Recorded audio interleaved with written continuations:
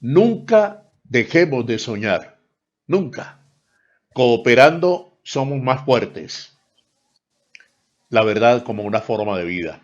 En estos contenidos de la sala de Jairo, hoy tenemos el privilegio de invitar, de tener al doctor Juan Manuel Galán.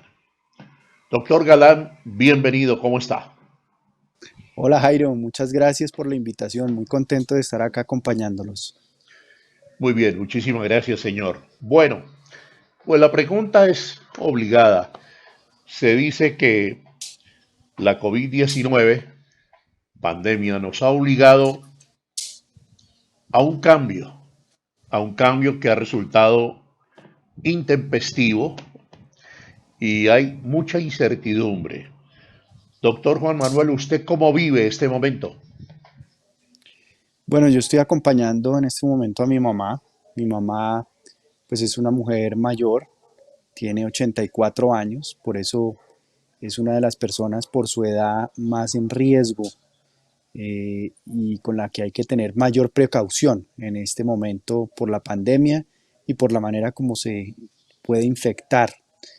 Hemos estado, pues por fortuna, en el campo, en la calera, donde hay espacio suficiente verde para salir, para caminar, pues en un perímetro reducido, pero se puede caminar. Y eso yo creo que nos ha hecho más llevadera la situación de estar en cuarentena, de estar encerrados, pero siempre preocupado por tener las suficientes precauciones con ella para que no corra riesgo de infectarse. Sí. Se dice que pues nosotros nos tenemos que reinventar, que nuestro modo de vida ha cambiado. ¿Usted ha reflexionado algo en qué se ha reinventado, qué puede cambiar de ahora en adelante? Pues me parece que este periodo, que ha sido un periodo duro y difícil para todos, ha sido también un periodo que nos ha permitido reencontrarnos con nosotros mismos, reconectarnos, hacer como un ejercicio de introspección interior cada uno, reencontrarnos con la familia, valorar en este tiempo lo que hacíamos antes, espacios sencillos de encuentro con amigos, de compartir con la familia, pues son cosas que añoramos, que podamos volver a vivir muy pronto. Pero este espacio ha sido un espacio, como decía, de reflexión también sobre cómo estamos relacionándonos los seres humanos con la naturaleza.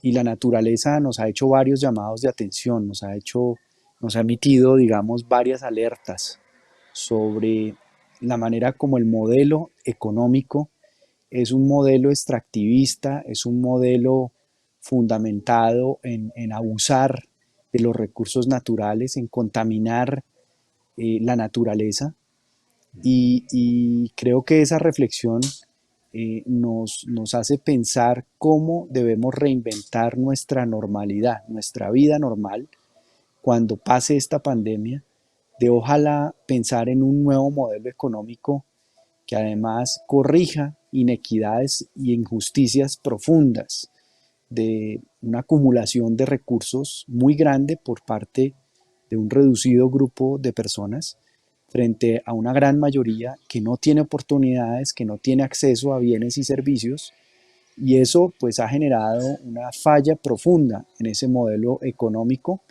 que repito pues está relacionado también con el extractivismo. Yo creo que tenemos que ponerle énfasis también a las cosas fundamentales como la salud pública, como buscar cuidar los fundamentales de la salud, no solamente a nuestros médicos, a nuestro personal de salud que hace una tarea tan valiosa en este momento, sino también buscar que la gente tenga acceso a agua potable. Ayer estaba mirando por el Día Mundial de la Tierra el porcentaje de personas en el mundo que no tienen acceso a agua potable y son más de 700 millones de personas que no tienen hoy en el mundo un acceso a agua potable, que es lo mínimo para vivir, lo mínimo para sobrevivir. Pensar en temas como ese, pensar en cómo vamos a volver a la normalidad, de cómo nos vamos a relacionar entre nosotros mismos, sin egoísmo, con más solidaridad, con más empatía, pensando más en el otro. Yo creo que eso para mí ha sido un periodo de reflexión, este tiempo muy valioso en ese sentido. Doctor Juan Manuel, ¿y tiene usted pensado ya un sistema económico para un país como el colombiano? Pues yo creo que nuestro país tradicionalmente ha sido un país que se ha concentrado, como muchos países de la situación económica y de desarrollo similares a Colombia, que se ha concentrado en la economía de la extracción. Y yo creo que tenemos que pensar en una economía que permita que Colombia pueda producir productos con valor agregado, servicios con valor agregado, que haya transferencia de tecnología.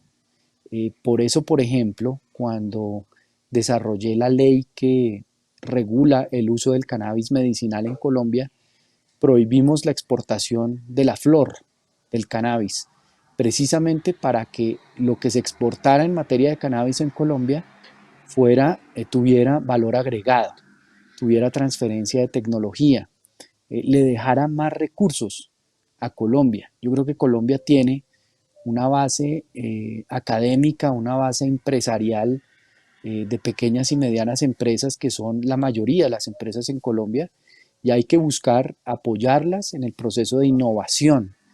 Pero para eso tenemos que aprender a competir entre nosotros. Somos una economía eh, que ha estado durante mucho tiempo cerrada. Realmente competir con el mundo es algo novedoso en el proceso de desarrollo económico de la historia colombiana. Llevamos muy pocos años realmente compitiendo con el resto del mundo y estamos acostumbrados a las posiciones dominantes, a las exenciones tributarias, a que la cancha no esté nivelada para un juego justo.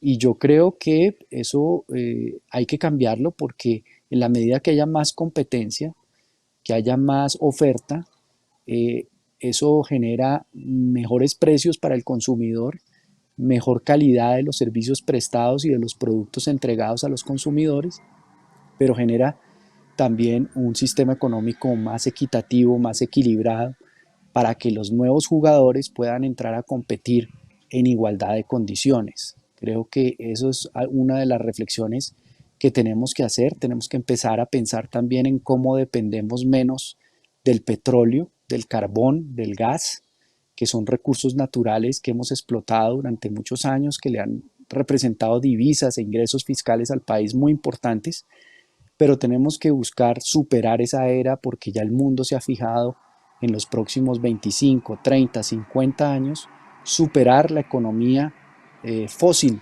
superar las fuentes de energía fósiles en el mundo. Tenemos que buscar invertir en nuevas fuentes de energía limpias que le permitan a Colombia distinguirse con sus ventajas geográficas y climáticas en materia de energía solar, en materia de energía eólica.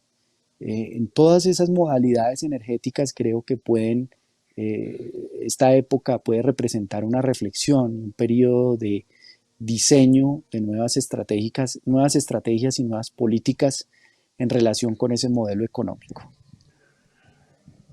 Doctor Juan Manuel, vamos entonces en el presente. Usted en este momento, dos preguntas en una. ¿Vendería a Ecopetrol y digamos, usted no está de acuerdo con el fracking? No, yo no estoy de acuerdo con el fracking. Yo creo que el fracking, la evidencia científica todavía no es confiable y no es sólida en relación a proteger las fuentes hídricas subterráneas que abastecen en materia de agua no solamente al consumo humano, sino también a los animales, a la fauna, a los ecosistemas.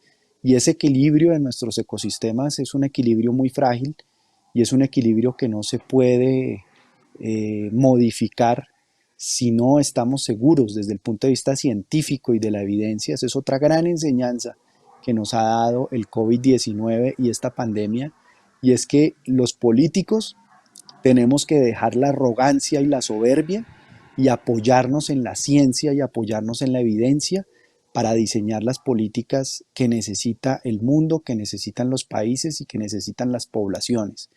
Y por eso creo que el fracking pues causa más daño según la evidencia que se tiene que beneficio.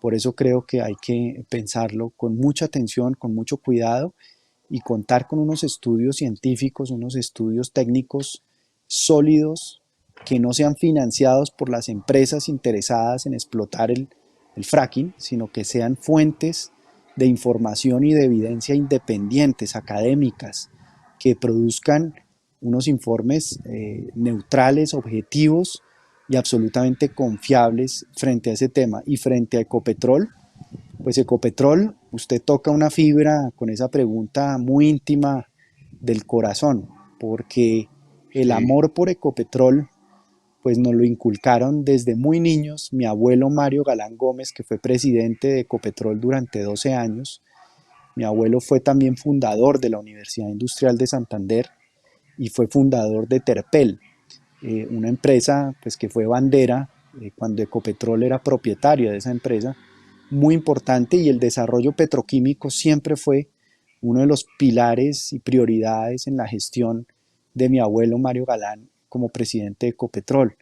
Entonces esa empresa pues ha sido una empresa muy querida y muy de los afectos por mi familia y por todos los colombianos, y yo creería que es una empresa que ha demostrado que puede ser viable públicamente, eh, cuya propiedad sea por el Estado, y creo que eso hay que tenerlo en cuenta hacia el futuro. Pero repito, Ecopetrol también tiene que reinventarse y también tiene que buscar cómo construir su razón de ser más allá del petróleo. sí, pero la base hoy, doctor Juan Manuel, usted lo sabe mejor que yo, pues es un sistema extractivista. De manera que si seguimos con Ecopetrol, seguiría la misma línea.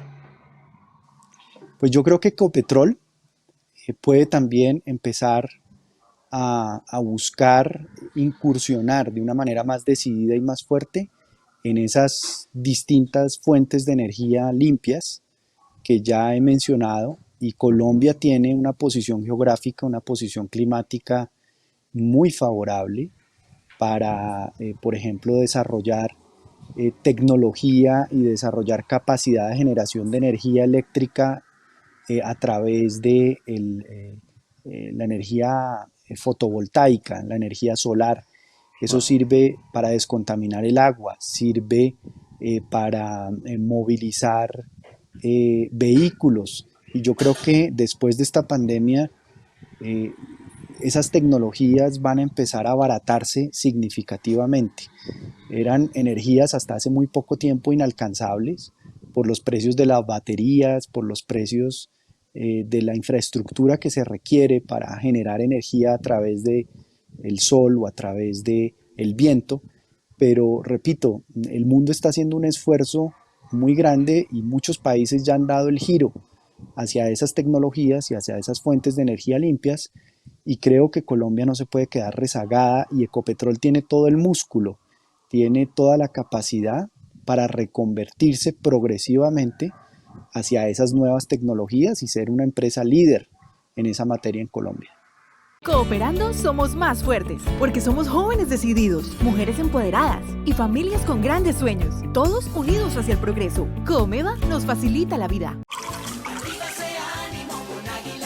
Tomémonos un tinto, seamos amigos. Café Águila Roja, calidad certificada. Nuevas galletas sándwich de granola y yogur griego. Colombina 100%, con fibra y sin colorantes ni saborizantes artificiales. El sabor es infinito. Estamos conversando con el doctor Juan Manuel Galán. Usted renuncia al liberalismo en el 2018, ¿cierto? Sí, señor, Después de así es. 3 periodos en el Senado. Después de ser senador durante 12 años, 3 periodos, así Tres es. periodos. Doctor, ¿usted cómo ve esta situación de la opinión pública frente a los políticos? Bueno, digamos, frente a los partidos, frente concretamente al Congreso de la República, bicameral, a la Cámara y al Senado. Es decir, que tiene realmente en la comunidad una incredulidad, un desprestigio muy grande que ha salido más a flote por estos días. ¿Usted eso cómo lo analiza? Pues yo creo que Colombia, desde hace muchos años, tiene pendientes una serie de reformas para modernizar el Estado que se han ido quedando cortas, que se han ido posponiendo, a las cuales, para usar términos populares, se le ha tomado el pelo y no se ha dado la pela la clase política, el Estado, el gobierno, el legislativo, de avanzar en ellas. Por ejemplo, hay dos puntos fundamentales que están en el proceso de paz, en los acuerdos de paz, que no tienen que ver con las FARC, que no tienen que ver con la guerrilla que tanto se critica, que se hizo un proceso de paz para cumplirle a una guerrilla. Yo creo que esos dos puntos que voy a mencionar son puntos para cumplirle a Colombia, para cumplirle a la Colombia rezagada, a la Colombia marginada, sin oportunidades, que vive como se vivía en el siglo XIX, inclusive, o en el siglo XVIII. Me refiero al punto de la tierra y al punto de la participación política, que han sido identificados como los dos puntos causas de la guerra en Colombia de más de 53 años. Mientras no resolvamos el tema de la propiedad de la tierra, de la legitimidad de los títulos, de devolverle a los campesinos que fueron despojados de sus tierras, desplazados a sangre y fuego, su derecho a la propiedad de esa tierra, a explotarla, a desarrollarla con apoyo del Estado, con créditos, con desarrollo rural integral, el catastro multipropósito, que no ha sido posible aprobar en el Congreso e implementar, es un punto fundamental del Pero ¿por qué, desarrollo doctor, no ha sido agrario. posible? Ha habido una falta de voluntad de los partidos representados en el Congreso Intereses. que tal vez defienden intereses de latifundistas, personas que tienen propiedades de grandes extensiones de tierra, sobre todo explotados con ganadería, que no pagan prácticamente nada de predial, que no le generan recursos a los entes territoriales, a municipios de sexta categoría, donde muchas veces existen estas propiedades, y eso pues genera unas dificultades no solamente para la explotación agrícola del país, para la seguridad alimentaria.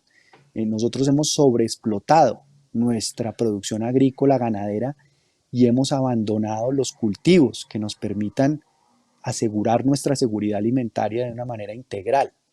En el mundo, por ejemplo, la economía verde, la economía orgánica, la agricultura, perdón, orgánica, es una agricultura muy valorada, que se le da valor agregado a los productos y que los países europeos, norteamericanos que consumen estos alimentos están dispuestos a pagar un sobreprecio significativo con tal de consumir productos orgánicos que sean buenos para la salud.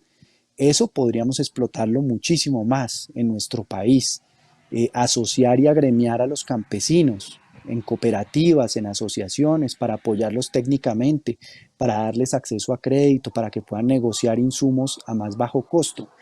Pero el tema también de los impuestos de la tierra en Colombia, repito, es un tema que no se ha tocado y es un tema que hay que tocar porque es lo que va a permitir que los entes territoriales alejados en el país puedan contar con una fuente de recursos para invertir en sus necesidades de salud, de educación, de desarrollo rural. Entonces, esa reforma yo creo que Colombia la tiene que hacer no para cumplirle a las FARC, sino para cumplirle a la Colombia rural, para cumplirle a la Colombia marginada, excluida, sin oportunidades. Y en materia de participación política, ese también usted sabe, Jairo, ha sido una causa histórica de la guerra en Colombia. Cerrar los espacios de participación política, limitarlos, que vivamos en un sistema político prácticamente feudal, lleno de caciques y de gamonales regionales que controlan el poder, que controlan a las poblaciones, que generan una dependencia clientelista de las poblaciones en donde ellos actúan y en donde desarrollan su labor política a base de intercambio de favores, de puestos, de prebendas. Ese sistema premoderno político que tenemos en Colombia es un sistema que es un lastre que cargamos los colombianos para poder no solamente alcanzar la paz, sino alcanzar el desarrollo y alcanzar la modernidad de nuestro Estado y de nuestras instituciones. Por eso yo insisto en que avanzar en las reformas en esos dos temas fundamentales, el tema agrario y de tierras y el tema de participación política, es lo que nos va a permitir alcanzar un Estado mucho más equitativo, mucho más moderno, mucho más justo y mucho más eficiente en su administración. Sí, doctor Juan Manuel, es verdad, estamos en esa deuda y es necesaria, pero yo escucho desde por allá, Carlos Llera Restrepo quiso hacer una reforma agraria en 1968 y seguimos en lo mismo, doctor. Así es, realmente ha habido varios intereses muy poderosos que se han movilizado y han utilizado todo tipo de medios, medios violentos, para evitar que estas reformas se puedan materializar en nuestro país. Y por eso la generación que yo represento tiene ese deber moral, esa obligación de no repetir la historia, de no repetir los errores del pasado, de aprender de esas lecciones que el pasado y la historia nos entregan para poder avanzar en las reformas que el país necesita. Una política también, por ejemplo, de fronteras. Si algo también está quedando en evidencia con esta crisis y con episodios que hemos vivido recientemente con Venezuela, es que Colombia le ha dado la espalda a las regiones. No hay seguridad en las regiones, no hay prosperidad, no hay... las regiones deberían ser símbolo de crecimiento, de cooperación, de prosperidad, pero son símbolo en nuestro país de contrabando, de narcotráfico, de inseguridad, de delincuencia. Eso tenemos también que cambiarlo. Otra cosa que hay que cambiar, Jairo, es el tema del agua en nuestro país. El desarrollo territorial, el ordenamiento territorial tiene que tener como principio y eje conductor y rector el medio ambiente y el agua.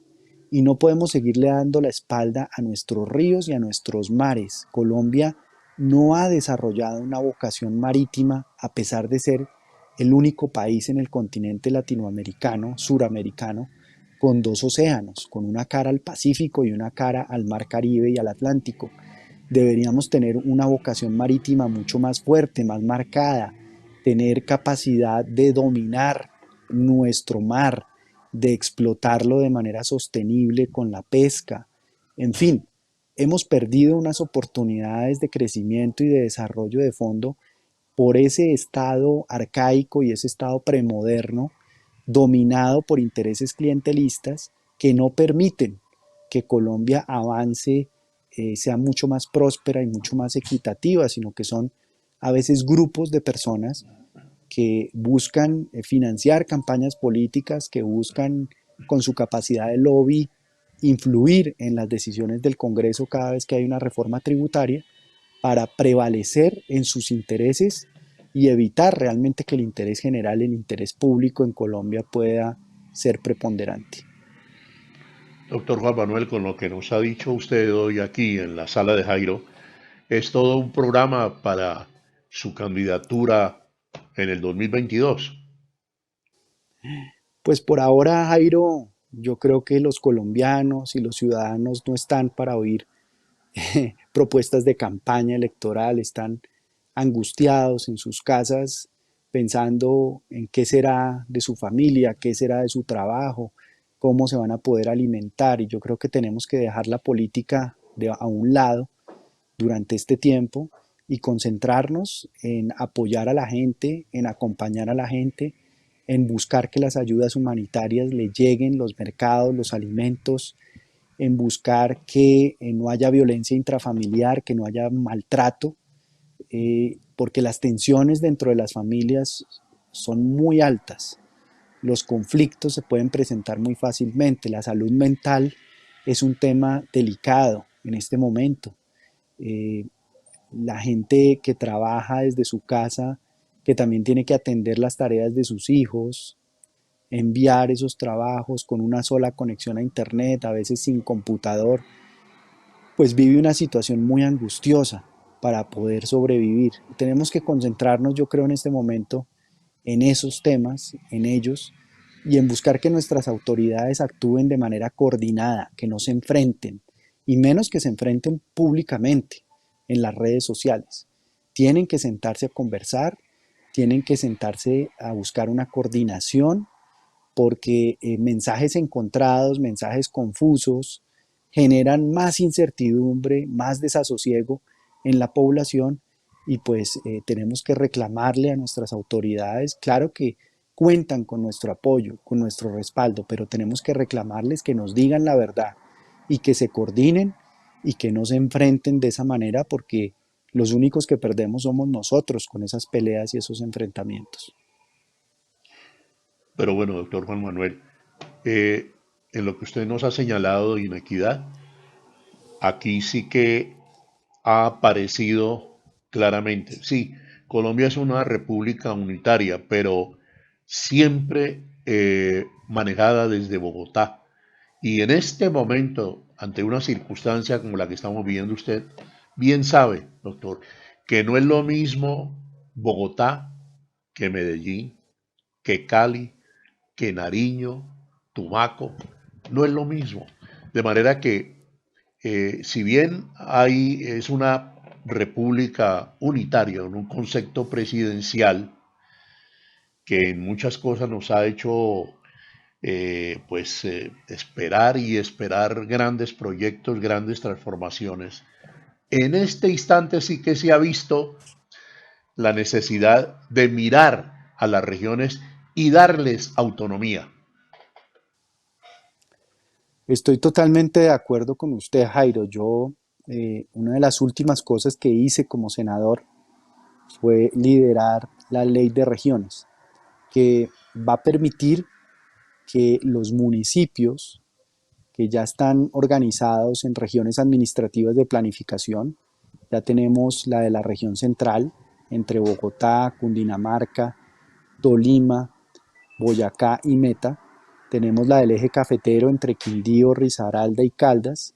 Tenemos la del Pacífico, que reúne a departamentos del Pacífico, sobre todo el Valle del Cauca.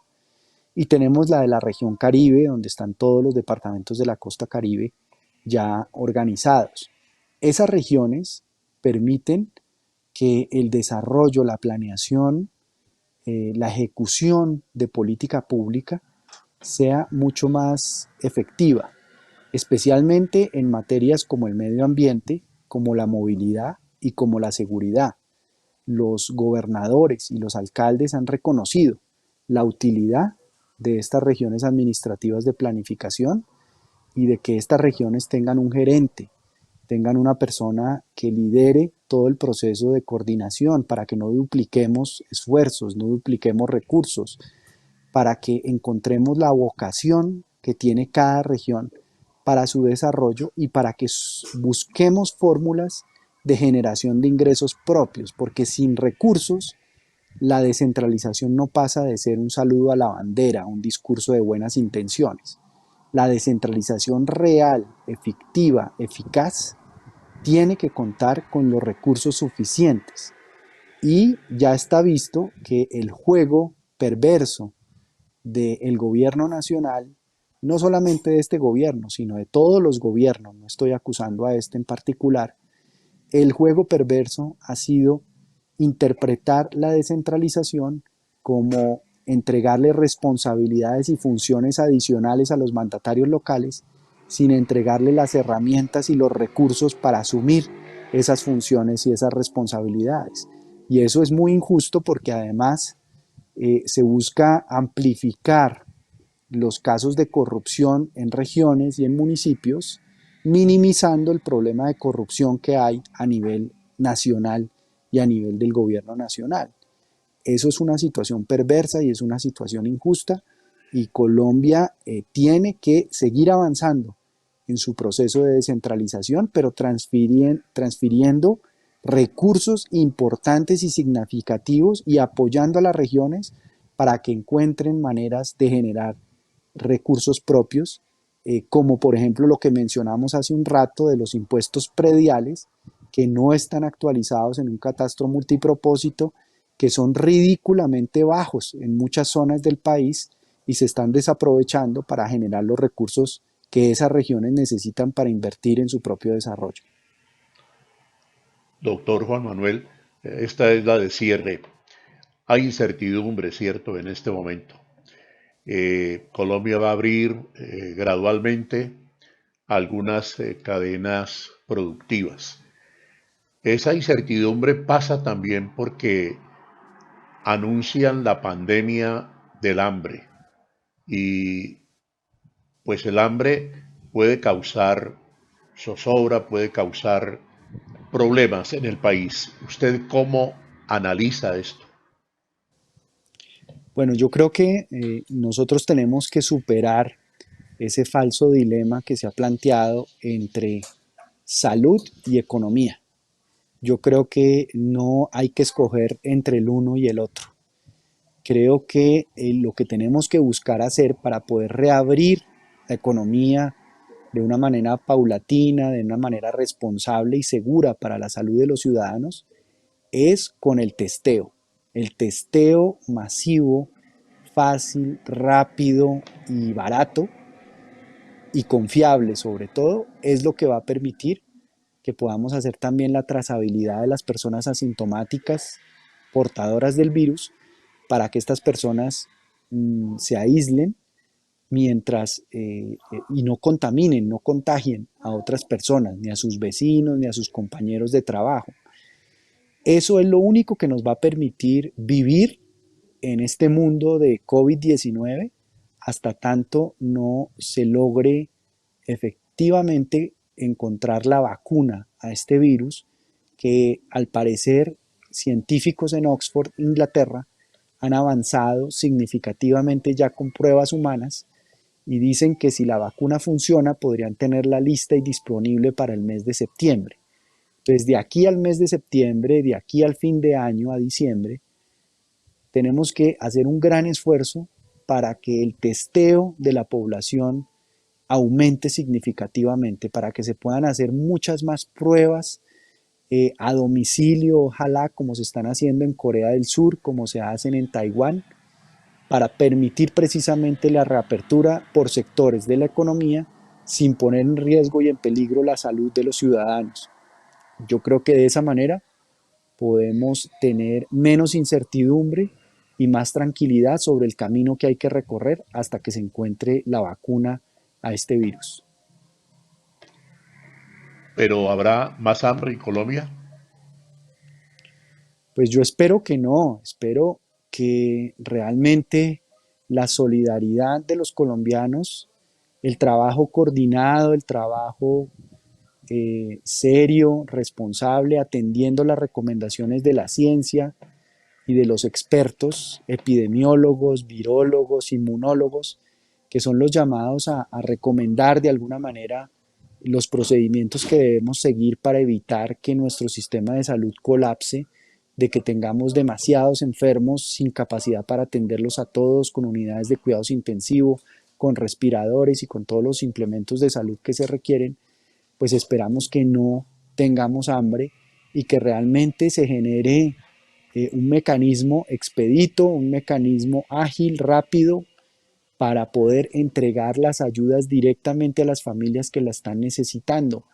Hemos propuesto desde la iniciativa 100 días por el futuro, donde está participando mi hermano Carlos Fernando, personas como David Luna, como Ángela Garzón, José David Castellanos, Andrés Felipe Villamizar y otras personas que se han venido sumando a esta iniciativa, la posibilidad de buscar propuestas concretas, propuestas alcanzables que permitan mitigar esta crisis. Una de ellas es precisamente que queremos apoyar a municipios de sexta categoría que no tienen infraestructura en sus alcaldías para poder tramitar ante el gobierno ayudas, para poder hacerle seguimiento a que esas ayudas les lleguen ser un puente, un canal de comunicación y de gestión para que esos municipios reciban el apoyo. También usted ha visto, Jairo, cómo el trapo rojo se ha eh, configurado en esta pandemia como el símbolo para que una familia lo exponga en una ventana o en un balcón diciendo que tiene hambre y diciendo que necesita ayuda.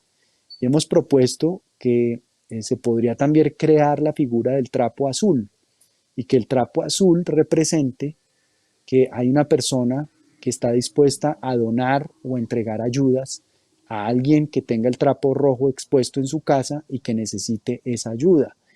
Buscar también que las empresas recolectoras de basura durante un día a la semana, en lugar de recoger la basura, recojan bolsas en las casas con enlatados y alimentos no perecederos para hacerlos llegar a las familias o hacerlos llegar a los bancos de alimentos. Los bancos de alimentos son una fuente, un canal de ayuda muy importante porque tienen la presencia, la experiencia, las redes de distribución, de acopio, la capacidad de acopio y de entrega de ayudas a las personas más necesitadas. Y el Banco de Alimentos de Bogotá, pero además hay una red nacional de bancos de alimentos en todas las ciudades, es un canal en donde las personas que quieran solidarizarse, que quieran donar, que quieran apoyar, pueden hacerlo y esas ayudas pueden tener la seguridad de que le van a llegar a las personas que más las están necesitando en este momento. Doctor Galán, ha sido usted muy amable. Un saludo cordial desde la sala de Jairo. Estaremos en comunicación. Nos alegra saber que todo está bien. Y bueno, ahí quedan sus propuestas. Muchísimas gracias a usted, Jairo, por esta oportunidad tan valiosa, tan importante, y quedo a su entera disposición para que sigamos dialogando sobre estos temas o otros temas relacionados con lo que estamos viviendo, pero muy importante este espacio que usted ha desarrollado de diálogo, de reflexión para la gente, muy importante, lo felicito por eso y le agradezco mucho que me haya invitado a su programa. Juan Manuel Galán, hoy en la sala de Jairo. Bandera roja y bandera azul. Nunca dejemos de soñar, nunca. Cooperando somos más fuertes. La verdad como una forma de vida.